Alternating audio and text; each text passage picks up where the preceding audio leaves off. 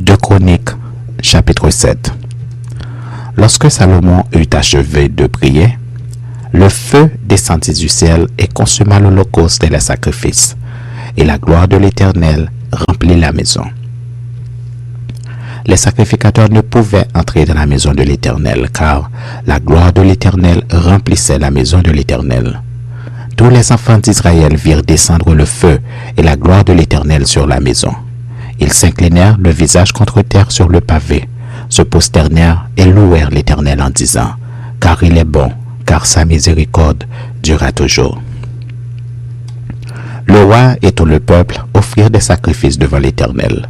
Le roi Salomon immola 22 000 bœufs et 120 000 brebis. Ainsi, le roi et tout le peuple firent la dédicace de la maison de Dieu. Les sacrificateurs se tenaient à leur poste, et les Lévites aussi, avec les instruments faits en l'honneur de l'Éternel par le roi David pour le chant des louanges de l'Éternel. Lorsque David les chargea de célébrer l'Éternel en disant, « Car sa miséricorde durera toujours », les sacrificateurs sonnaient des trompettes vis-à-vis d'eux, et tout Israël était là.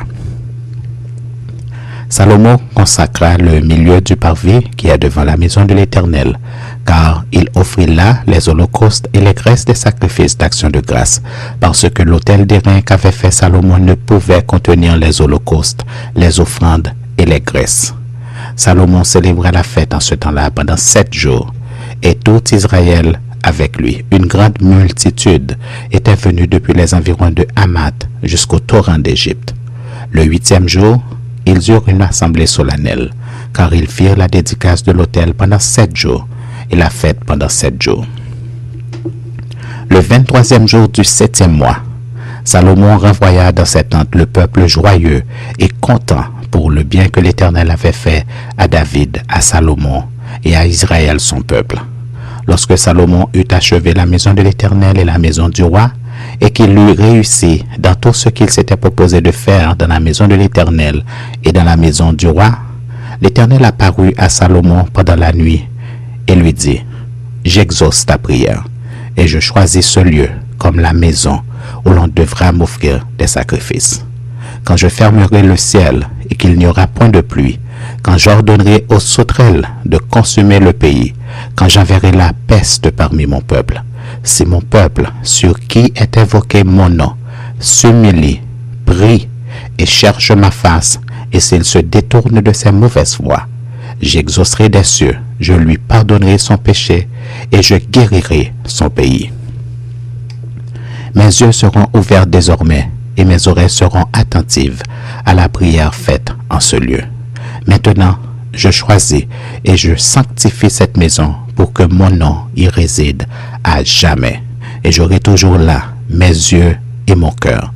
Et toi, si tu marches en ma présence, comme a marché David ton père, faisant tout ce que je t'ai commandé, et si tu observes mes lois et mes ordonnances, j'affermirai le trône de ton royaume comme je l'ai promis à David ton père en disant, tu ne manqueras jamais d'un successeur qui règne en Israël. Mais si vous vous détournez, si vous abandonnez mes lois et mes commandements que je vous ai prescrits, et si vous allez servir d'autres dieux et vous prosterner devant eux, je vous arracherai de mon pays que je vous ai donné. Je rejetterai loin de moi cette maison que j'ai consacrée à mon nom, et j'en ferai un sujet de sarcasme et de raillerie parmi tous les peuples. Et si haut placé qu'a été cette maison, quiconque passera près d'elle sera dans l'étonnement et dira, « Pourquoi l'Éternel a-t-il ainsi traité ce pays et cette maison ?» Et l'on répondra, « Parce qu'ils ont abandonné l'Éternel, le Dieu de leur père, qui les a fait sortir du pays d'Égypte, parce qu'ils se sont attachés à d'autres dieux, se sont prosternés devant eux et les ont servis. Voilà pourquoi il a fait venir sur eux tous ces maux. »